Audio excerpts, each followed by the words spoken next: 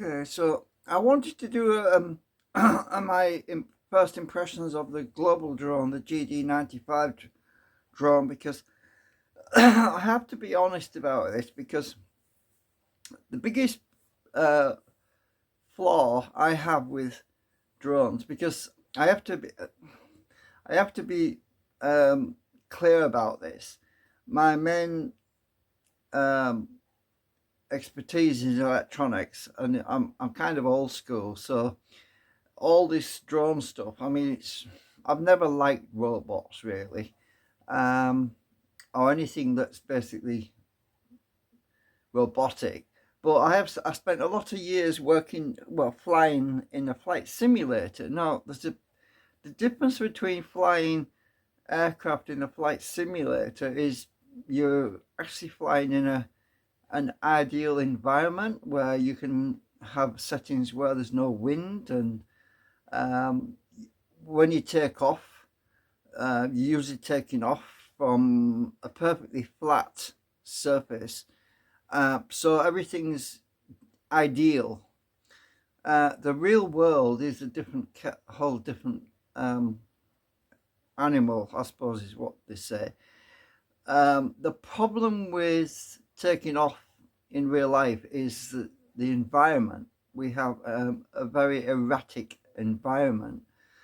So there's geomagnetic interference, there's wind, there's there's all, and obviously the ground might not be quite level and everything else. But my biggest gripe is instructions manuals that come with drones. Is they're often too small for someone my age to read. You get a booklet. Hang on, let me just pause a sec. You get a booklet that's basically they say it's to save paper, but when I look online for a PDF manual, I can't find a PDF manual. So you get this booklet, and the writing is just so tiny, right? I can't read that. So what I basically had to do was to scan it on my computer. So the whole objective of saving the environment is defeated by the fact that we've got a booklet that's basically hardly readable, and then I have to print it out anyway. So you've got two lots of paper instead of one. So if they just printed it on a decent sized piece of paper in the first place, I wouldn't have to print it out again in enlarged text. So where's the logic in printing out a manual with extremely small writing that you can't read? Because I'm in my 60s and I can't read it very well. I've got this magnifying. Oh, damn it. I've got this magnifying glass, right? Okay. Well, even with the magnifying glass, even I can't focus it. I just can't get it to. I can't read it with my glasses on as well. I just can't read it very well. It's a struggle. It's a freaking effort to read. So I print out this manual. I scan it in my computer into my computer, and I print out a larger sheet. And I should really have put each one of these sheets, each one of these on A4, because even that is small. So this is twice the size. Well, it's about 1.4 times the size, and I should have printed it out on A4, which is a lot more paper. And some of the writing is the red writing. You just can't read it. It's just so freaking tiny. But there's some positive things I want to talk about. But I'll get to that in a second. My biggest gripe was the fact that the instructions aren't very concise and explanatory when you start up indoors. because I've been fighting for the last week with problems, because taking off and trying to calibrate this thing indoors was a real battle, because I don't know the intricacies of the programming or the software and the limitations. However, I have found out that the gyroscope it's critical if you're flying indoors, because you've not got anything like you. I don't have GPS indoors where I am, because I'm surrounded by concrete and bricks and mortar. The GPS signal cannot penetrate the roof because of all the concrete and everything. So when you're taking off indoors, you've got nothing for the drone to actually lock onto. You're relying entirely on the optical flow sensors in the drone, and even that doesn't seem to be enough to keep the drone steady. If you're taking off and you're on a surface that it's not easy for it to see, such as poor lighting, you could still be drifting. However, what I will say about the GD95 is it's a very nice drone. It's once you get it calibrated properly, it's a very nice machine, right? So I just went and got it. So the optical flow, the optical laser obstacle avoidance does actually work, and but the trouble is it has a limitation. It has a range of 20 meters. Now, when some of us, we don't live in large houses that with a living room or space of 20 meters. The room might be, well, my room, for example, from wall to wall is only just under 5 meters. So you can imagine the problem I have trying to fly indoors. When this thing takes off, it immediately sees that there's an obstacle there. So you turn the drone around and you've still got an obstacle. So the obstacle avoidance for this GD95 indoors, in indoor mode, is too much of an overkill. It would be nice to have a setting to adjust the distance so that you could actually fly more comfortably indoors without being stuck basically in one place, because that's what basically happens. As long as it detects an object, which is basically everywhere. So the whole point of the obstacle avoidance is to protect you indoors or outdoors, in fact. Well, it works outdoors, yeah, but when you're indoors, you want to have room to be able to move around a bit without it immediately detecting an obstacle. So that's one of my gripes, but I will say it's a very nice drone. It's well made. I've got a QR code on top which I put on with my address, so I can cover that up with my finger.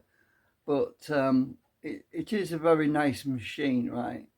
So I am quite happy and impressed with it, but I've been very frustrated because of the lack of information when it comes to setting it up indoors, because I've had to figure that out myself, because I've been through the manual. It doesn't really tell you anything about indoor mode apart from pressing a few buttons.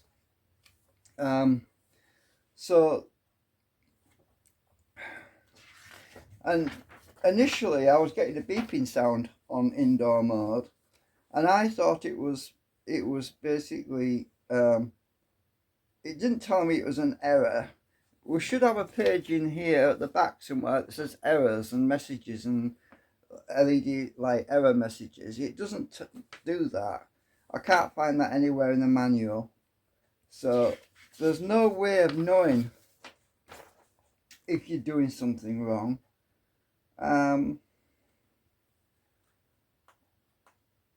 It's got a lot of stuff to do with the outdoor, the GPS and everything, but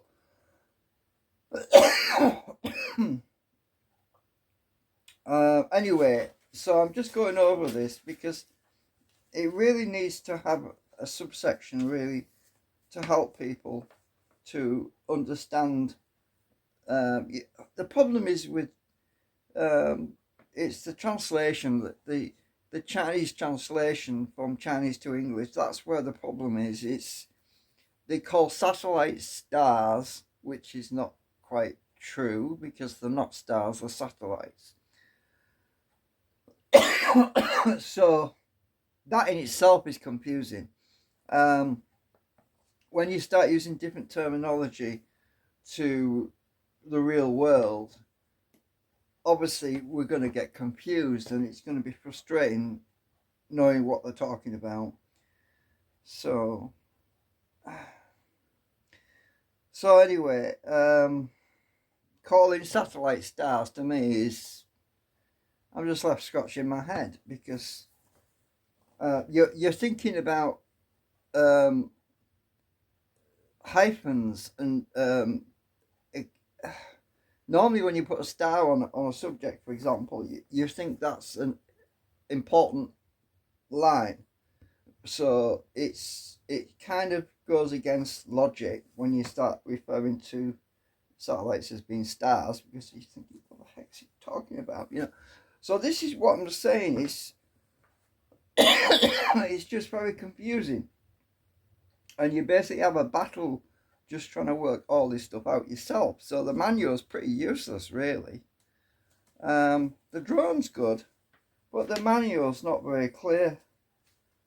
So the symbology is just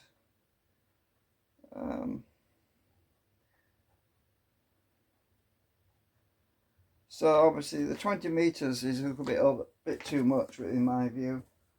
But anyway, I just wanted to do a summary. This is a preliminary review because I've not really flown it much yet.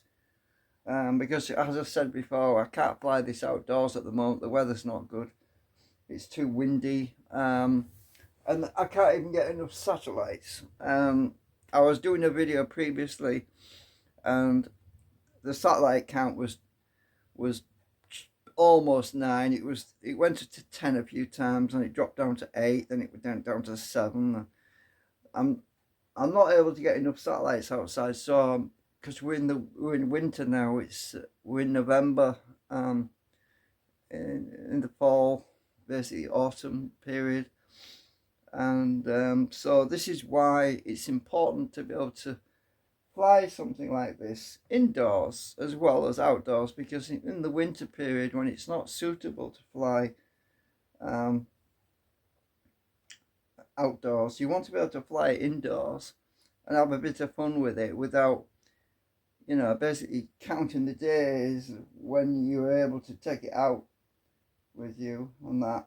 So that's just my preliminary review. I will be doing another flight indoors in a day or two. I'm just still figuring stuff out with it, and I'll try and record it when I do that. So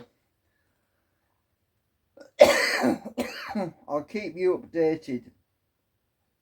Anyway, thank you for watching.